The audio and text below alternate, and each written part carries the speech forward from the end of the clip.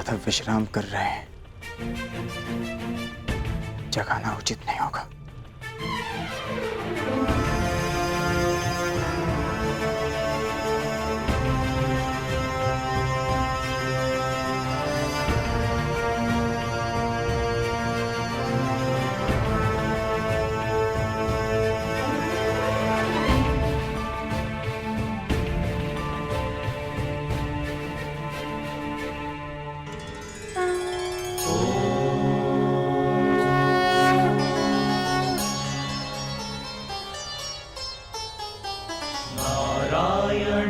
नमस्कृत्य नरं चैव नरोत्तमम्। अरे अर्जुन, एक वर्ष किन्नर क्या रहे तुम तो क्षत्रियों के लक्षण ही भूल गए। केवल समर्थन पाने के लिए तुम क्षत्रिय कुल का अपमान कर रहे हो। तुम तो धरा पर बैठ गए ऐसे। जो इस धरा के स्वामी हैं, उनके समक्ष ब्राह्मण क्या और क्षत्रिय क्या।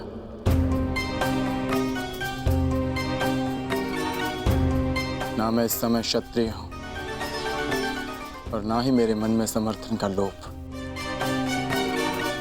मैं तो केवल इस समय एक भक्त हूं जो अपने आराध्य के चरणों में बैठा है।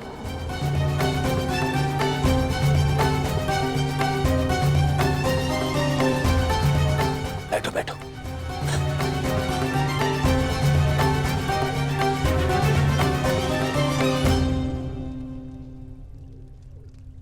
माधव,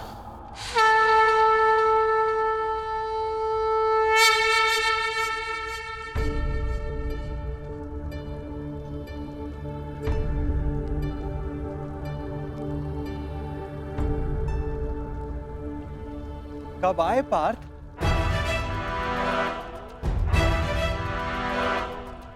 मुझे तो तुम्हारे आने का भान ही नहीं हुआ।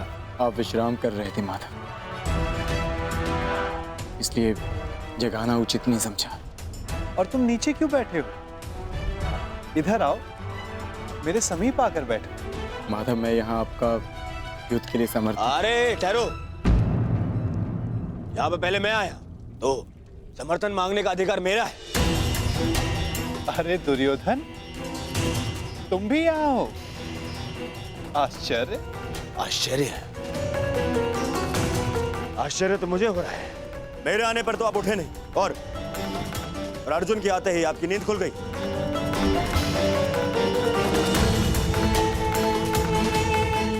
वासुदेव,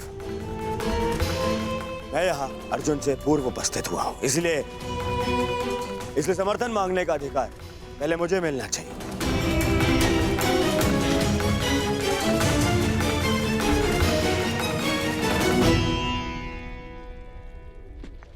ये तुम्हारा मत है दुर्योधन, परंतु पहले मैंने अर्जुन को देखा, इसलिए मांग रखने का अवसर पहले अर्जुन को ही मिलना चाहिए।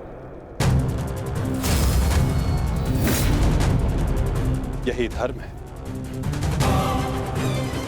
परंतु नियम यह था वासुदेव कि जो द्वारका पहले पहुंचेगा, आपका समर्थन उसी को मिलेगा।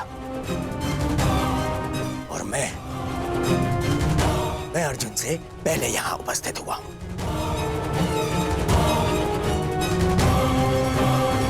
कदाचित तुमने नियम ठीक से नहीं सुना था दुर्योधन।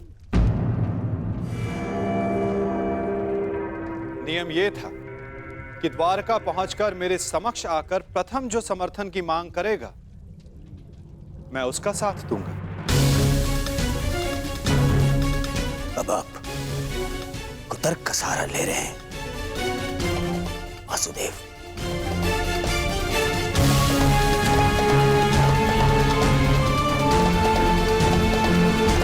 जानता था मैं कि आप पक्षपात अवश्य करेंगे। आरोप मत लगाओ माधव पर।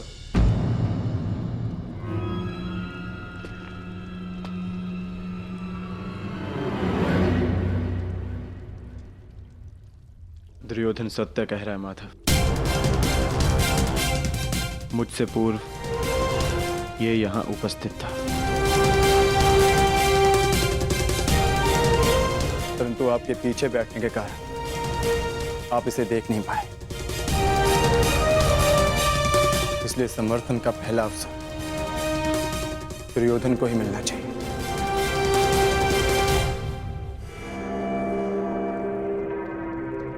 कुछ समझ में आया दुर्योधन? कुछ मांगने के लिए अहंकार नहीं, विनम्रता होनी चाहिए।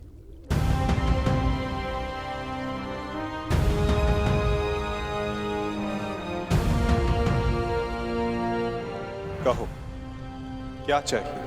मैं चाहता हूं कि आने वाले महायुद्ध में द्वारका हम कौरवों का समर्थन करें विनम्रता से।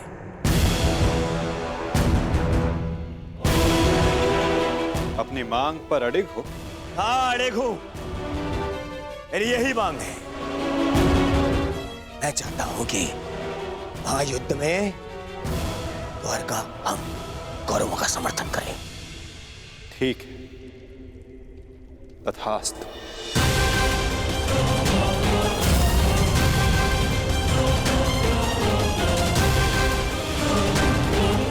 परंतु तुम्हारे इस वचन ने मुझे बहुत बड़ी उलझन में डाल दिया है दुर्योधन। अब मुझे हस्तिनापुर के साथ साथ इंद्रप्रस्थ की भी सहायता करनी होगी।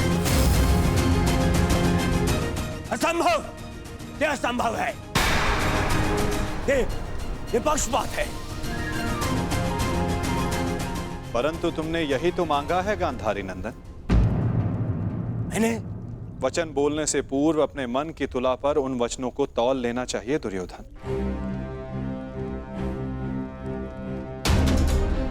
तुमने कहा कि कौरवों को द्वारका का समर्थन मिलना चाहिए।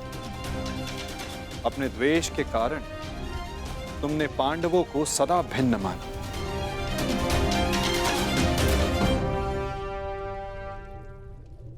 परंतु नीति अनुसार हर कुरु संतान कौरव है और पांडव उसी कुरु वंश के हैं जिसके लिए तुमने सहायता की मांग रखी है।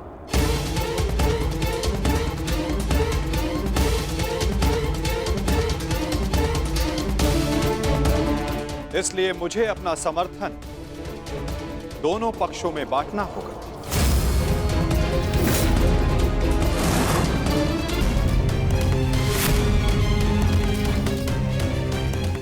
क्या करूं? पक्षपाती होना मेरे स्वभाव में जो नहीं। पक्षपात तो कर ही रहे हैं आप। हम दोनों एक दूसरे के विरुद्ध खड़े हैं, तो स्पष्ट कीजिए हम दोनों को एक साथ कैसे समर्थन देंगे आप?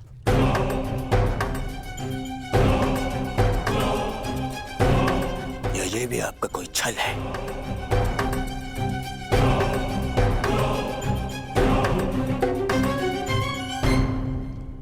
विभाजन से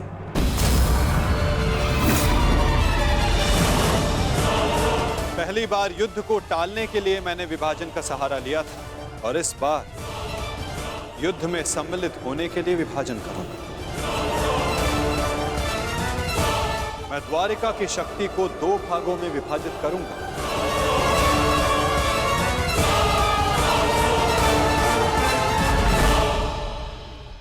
एक ओर होगी मेरी शक्तिशाली नारायणी सेना जो कभी पराजित नहीं हुई।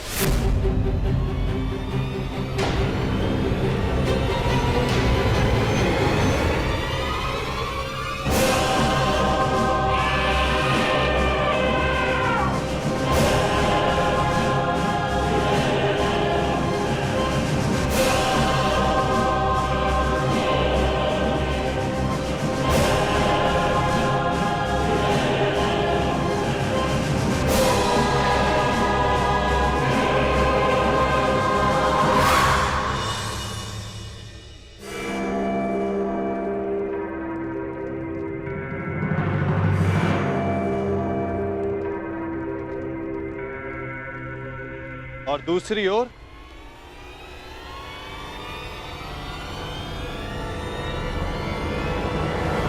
केवल मैं।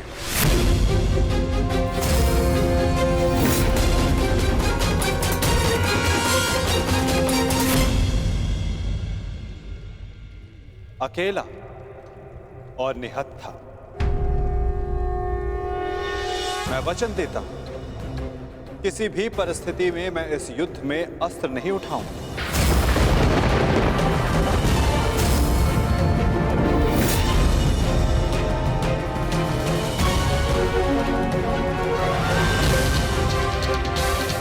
ना ही धनुष, ना गदा, ना खड़ग, ना ही सुदर्शन चक्र। मैं किसी भी अस्त्र का प्रयोग नहीं करूंगा। क्या आप युद्ध में अस्त्र नहीं उठाएंगे? हाँ दुर्योधन, सही सुना तुमने।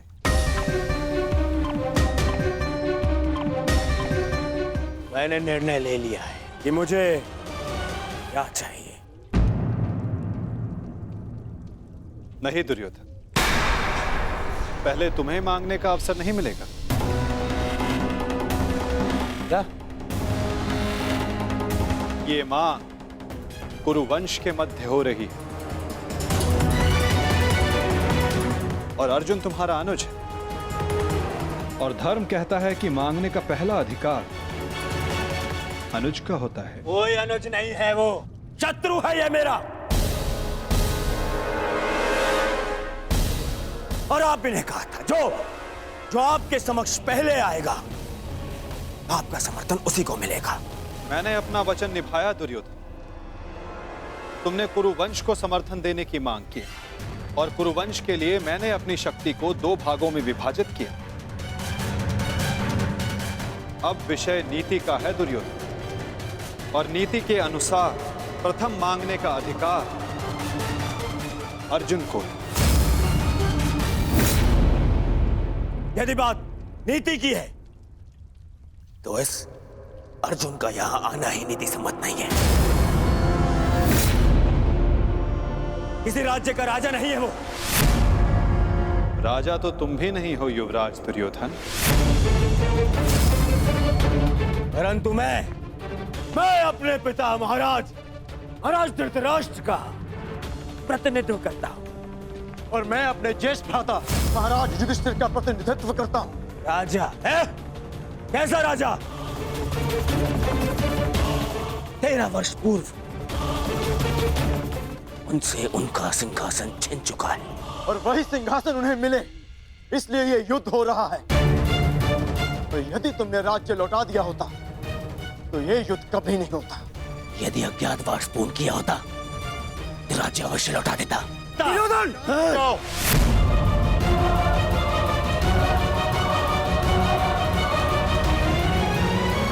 अज्ञातवास पूर्ण किया होता तो राज्य अवश्य लौटा देता। दुर्योधन! शांत हो जाओ तुम दोनों।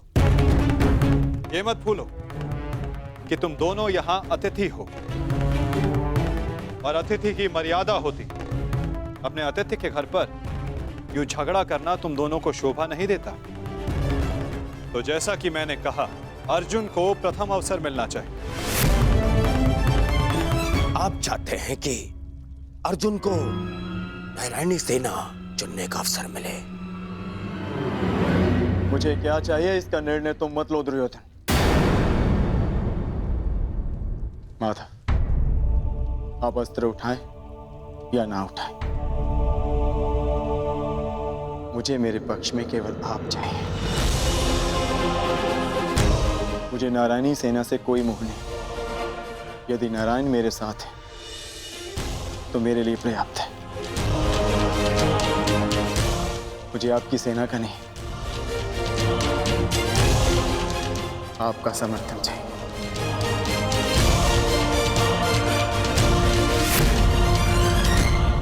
क्या आपको यह विनती स्वीकार है माता?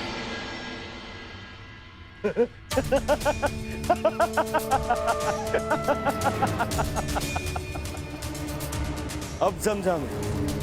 ये 12 वर्ष के वनवास ने तुम्हारा क्षत्रिय गुण ही नहीं, तुम्हारी बुद्धि भी हर लिए। मूर्ख! स्वयं मेरे गले में विजयश्री की माला पहना दी तुमने तो स्वयं अपनी पराजय का मार्ग चुन लिया। इतनी विशाल शक्तिशाली अपराजय सेना को ठुकराकर और तुमने चुना निहत्थे कृष्ण को, जो अब कदाचित स्वयं की रक्षा भी नहीं कर पाएगा युद्ध में। दिख रहा है मुझे कि कैसे तुम पांचों पांडवों के शवों पर अट्ठास मारकर उत्सव मना रहा हूं मैं।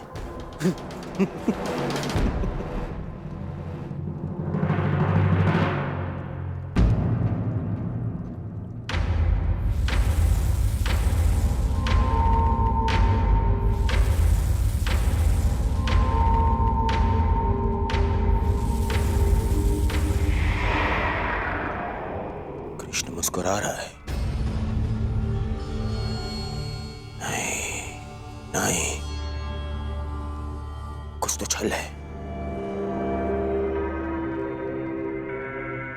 अब समझा, नारायणी सेना मुझे दे दी, जबकि उसके स्वामी तो आप स्वयं हैं। वो अपने ही स्वामी पर प्रहार कैसे करेगी? उल्टा वो तो हमारी ही सेना को हानि पहुंचाएगी। नहीं, ये छल है ये। नहीं दुर्योधन, यदि ऐसा होता तो मैं पहले ही तुम में से किसी एक को पूर्ण समर्थन दे चुका होता। पक्षपात ना हो, इसलिए मैंने अपनी शक्ति को 2 भागों में विभाजित किया है। परंतु क्या है ना वासुदेव, मुझे संदेह है कि आपकी ये सेना मेरा आदेश नहीं मानेगी। अवश्य मानेगी।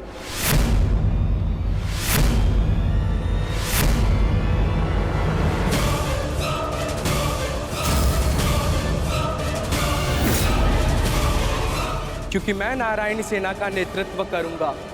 वसुरश्री,